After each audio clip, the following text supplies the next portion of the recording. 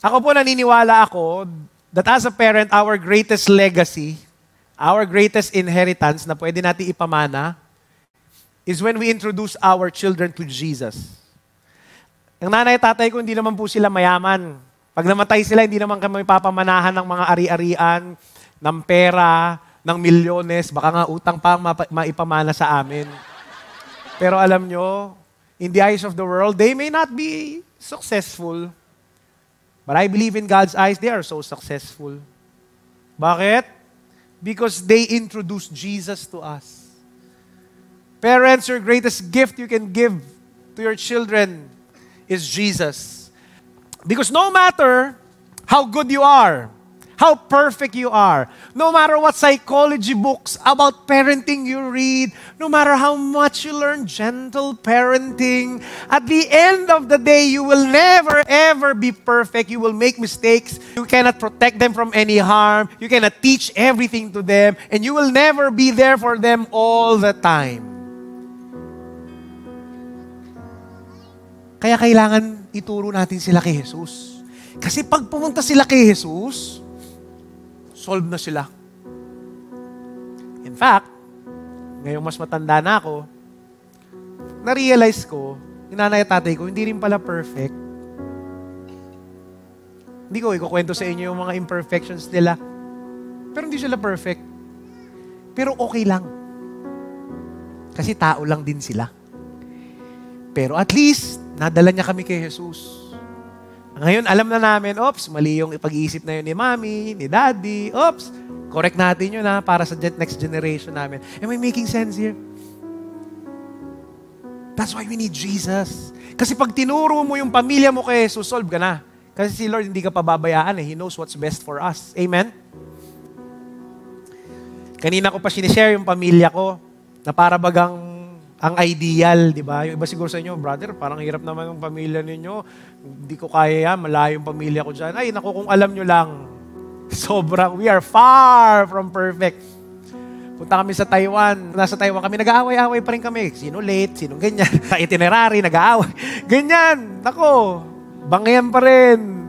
Kung alam nyo lang, meron ding brokenness. Meron ding malagim na nakaraan. Question ha, imagine this. Anong gagawin nyo kung malaman mong may kapatid ka sa labas? Anong gagawin mo? Aba, syempre papapasukin mo sa loob ng bahay. Wawa naman eh. Nagbibiro lang ako, pero yan po ang storya ng mami ko. Bakit yung nanay ko tsaka tatay ko, sinisikap nilang ilapit yung buong pamilya namin kay Lord? Because my mom came from a broken family. She only had one dream when she got married, na yung magiging pamilya niya, hindi magiging broken family. Yun lang ang pangarap niya. Kasi nung bata siya, 4 sila magkakapatid, lahat sila babae. Yung tatay nila, lolo ko, he left them. Wala siyang anak na lalaki. So, she married another woman. Diba? Yung lolo ko, grabe yun. Lakas mong babae. Sobrang pogi talaga nun. Grabe. Obvious ba? Alam niyo naman, kanino pa ba magmamana? Kapugian lang Ba't kayo tumatawa? Hindi naman ako nagpapatawa. Parang hindi kayo makapaniwala. Yung frustration niya, wala siyang anak na lalaki. At ito masakit, she married the other woman. Sila yung original na pamilya, pero hindi siya yung pinakasalan. Hindi yung nanay nila yung pinakasalan. Ang sakit para sa kanila. At ito pa masakit, to add salt to injury, yung naging anak ng lolo ko doon sa bago niyang asawa, meron doon isang lalaki, isang babae.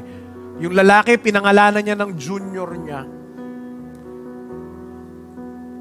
Sakit para sa kanila. But you know what? Buti na lang, nakilala ng nanay ko si Jesus noong 1993. And on his latter years, nung aking lolo, nung nagkakasakit na siya, alam niyo kung sino nag-alaga sa lolo ko? Yung mami ko, tsaka yung mga kapatid niya. Nung malubahan na yung sakit, pinagamot nila. Ginastusan lalo na ng mami ko. They could have chosen to be bitter, but they forgave instead and took care of him. Hindi inobligan ng lolo ko sila. Kusang loob nilang ginawa, pinatawad, inalagaan, hanggang kamatayan.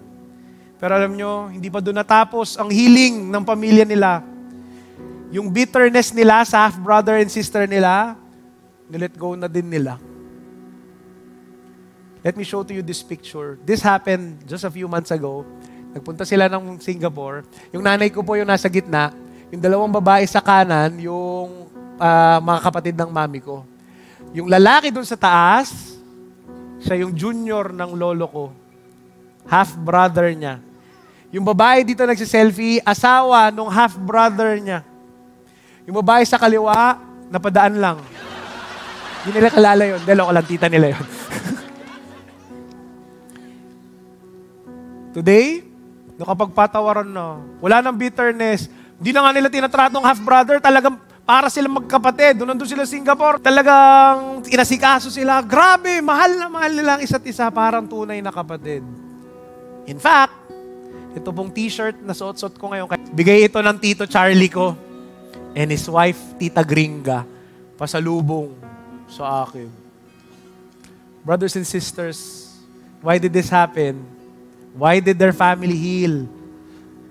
Because they said yes to Jesus.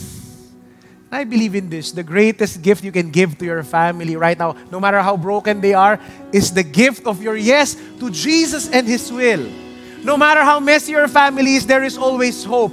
As long as you say yes to His will and for the days to come, say yes to His will to love. Say yes to His will to be merciful. Say yes to His will to be gracious. Say yes to His will to listen, to understand. Say yes to His will to forgive. Just say yes. Hindi pa huli ang lahat. No family is beyond redemption.